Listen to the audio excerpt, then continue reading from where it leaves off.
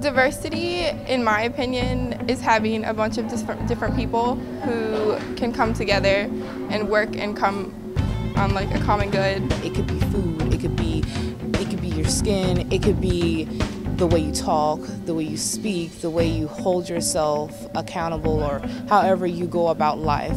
Diversity is the thing that makes us different, but in a good way. It's the one thing that has us all, that makes us who we are. And it's what separates us, but also what makes us put together. Diversity for me means basically understanding culture and taking culture as not having to adopt it yourself, but understanding it and just accepting it. Biodiversity in an ecosystem counts every single living organism, not just the rare exotic organisms. Every single organism in the ecosystem, and it's all part of a diverse ecosystem. This is an opportunity for us to learn about each other. And the crime is not being ignorant.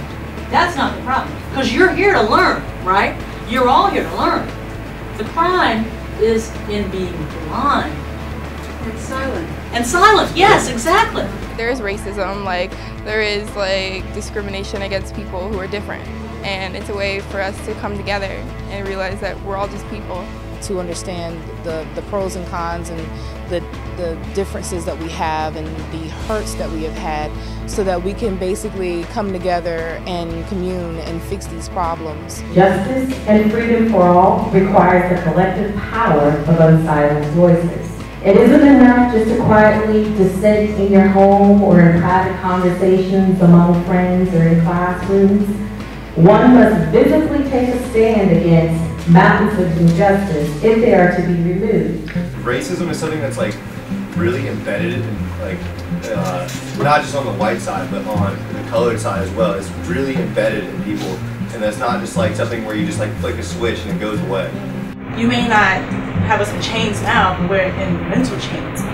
We're still lower per se, and we're still inferior per se. So even though we're not saying you did slavery and you had a slave, whoever back then had a slave, and whoever back then didn't let us vote, whoever back then lynched my people.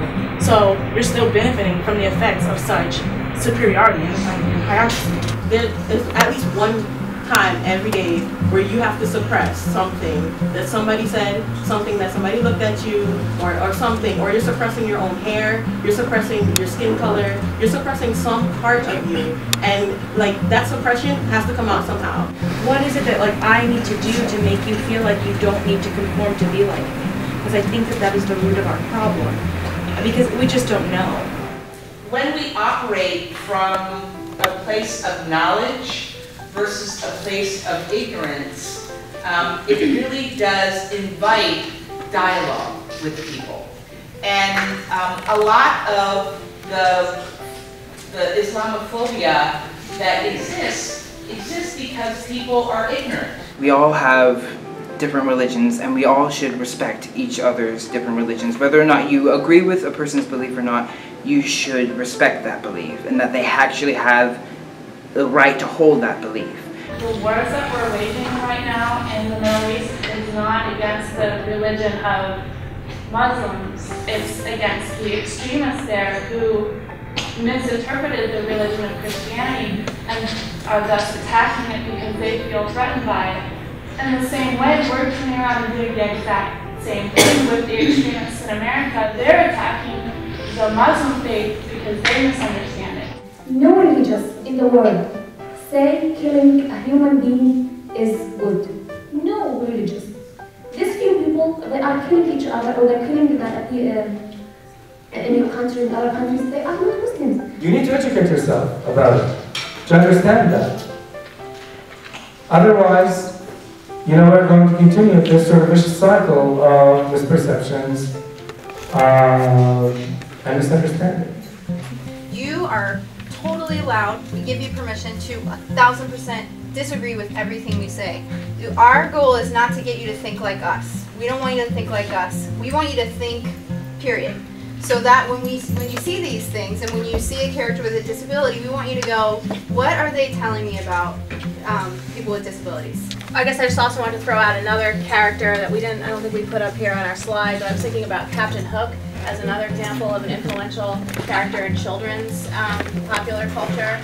And again, just something to throw out and think about, how do children get their ideas of what disability is about? What kind of associations do they make between representations of disability and evil? We basically state, okay, you have a disability, here's your medication, and stay here. We'll keep you right here. And we don't really try to find a way to integrate them into our environments and into society so that individuals see them as just another person with a disability, but they have other attributes to compensate that disability. Well, anytime you take a person, you're only representing one aspect of them, right? That's a flawed portrayal because it's not showing that person as a whole person. Disability is an aspect of diversity. It is part of people's identities, and it's a part of our culture here at Stetson. So at the end of the day, everyone has flaws, and everyone has this complex set of characteristics that make up who they are. So it's wrong to define them with just one attribute.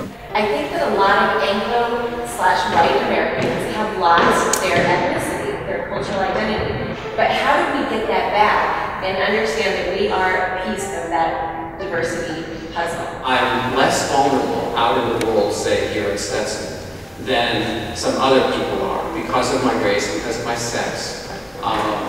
But by walking through a door, in a sense, I'm suddenly more vulnerable. I'm suddenly in a situation where I don't understand the language and don't necessarily know what people are saying about me. I lived in Kingston, Jamaica for a short period of time and visited there often.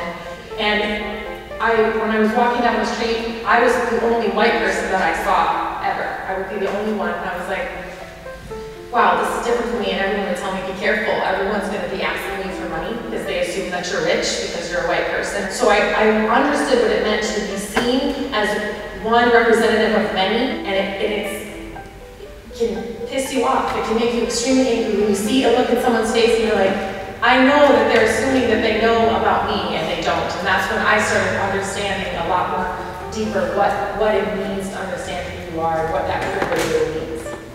It has changed the way I think about what it means to be an American, because it becomes something that's no longer something I take for granted or that's unconscious. I have to be conscious all the time. When you get used to that after a while, it enriches you. It doesn't take away, it enriches you. I think primarily the problem is not just understanding each other, but accepting ourselves. It's not like what your ethnicity or your race or your orientation, it's who you are as a person. If we are all the same, all the same color, all the same target, all the same language, it would be boring. But it's nice to have difference and